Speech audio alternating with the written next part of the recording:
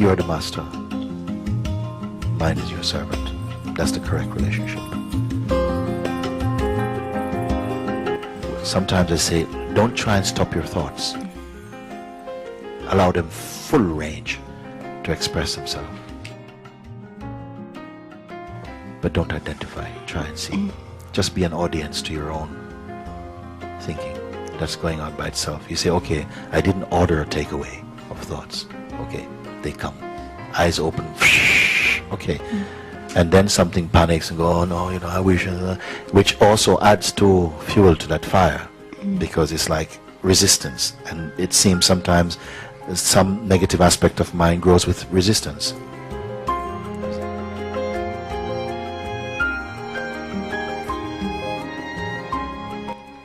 So you watch this, be aware of this. Don't say, okay, I want to stop it, although it's natural to have this desire for a minute.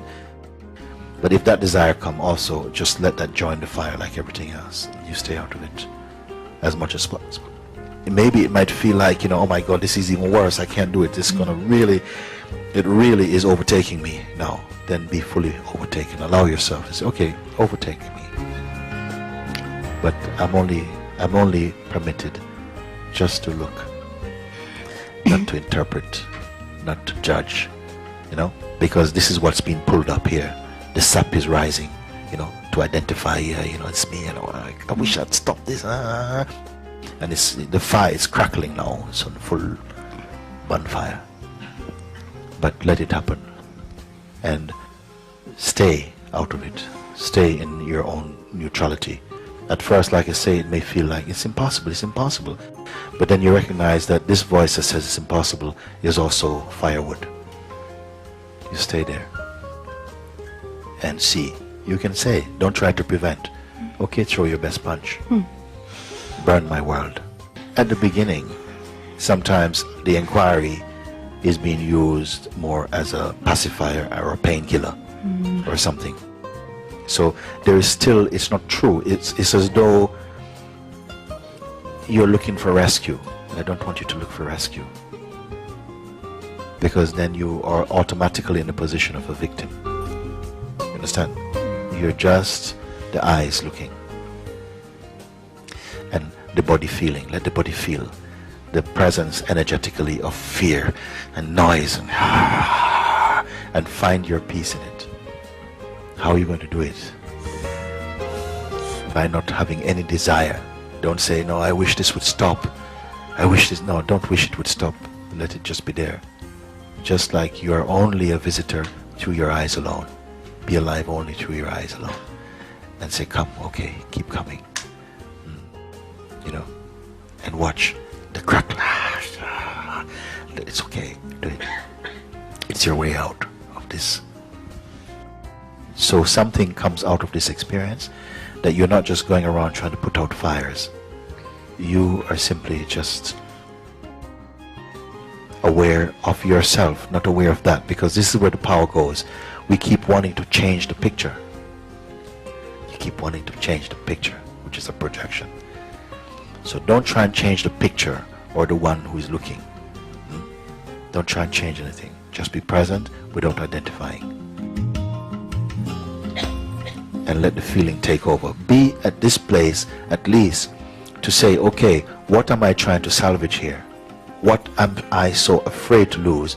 And maybe what the threat is, because the mind must have something to blackmail you with.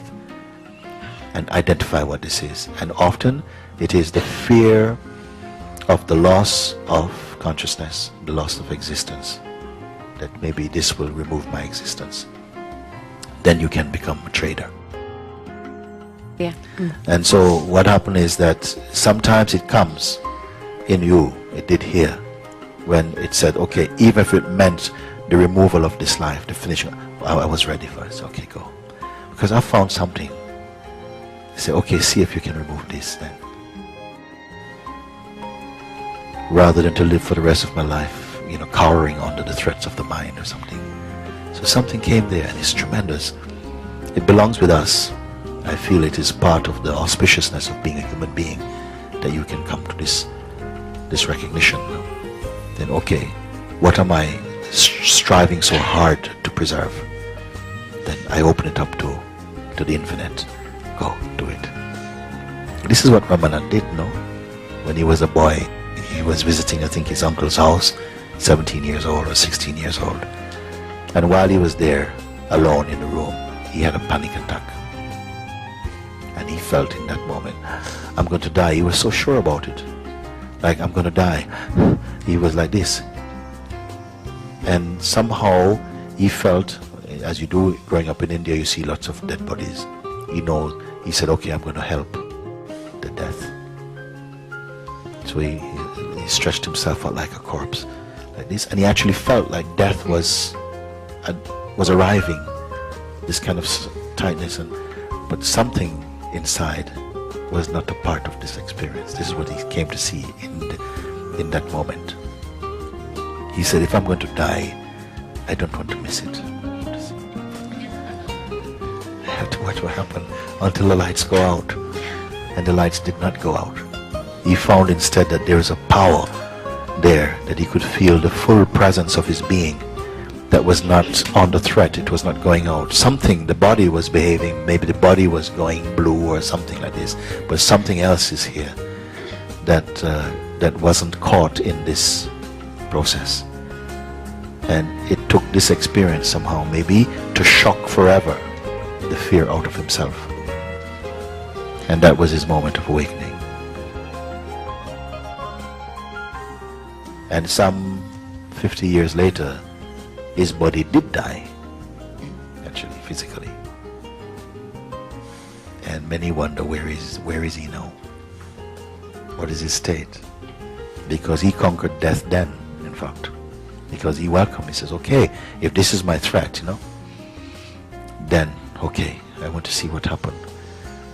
If this body is going to go through a spontaneous combustion, only your socks left, okay, then I want to see up to the last moment how it happened. I want to see what happened.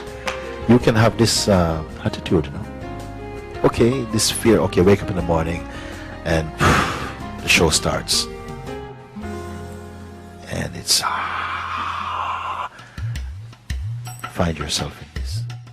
Say, okay, go on, okay, it's like this. I'm not going to sit there going, oh, it's another terrible day, what am I going to do? I wish it was stop. Oh my God, no, maybe I need to go on a holiday, I need to go to India, I need some satsangs. Or just stay in this moment. Say, okay, come, do it.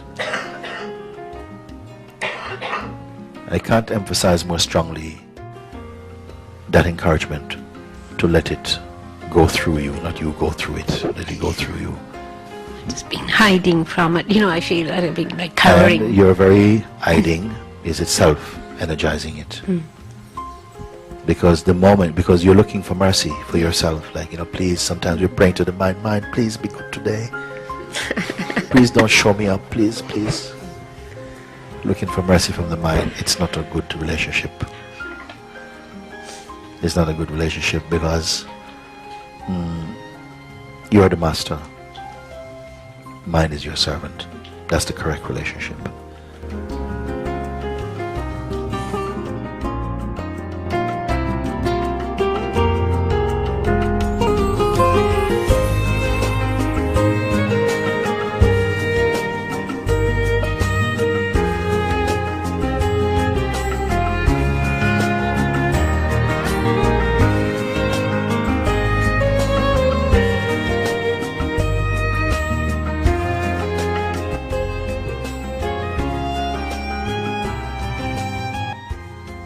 It's your way out of this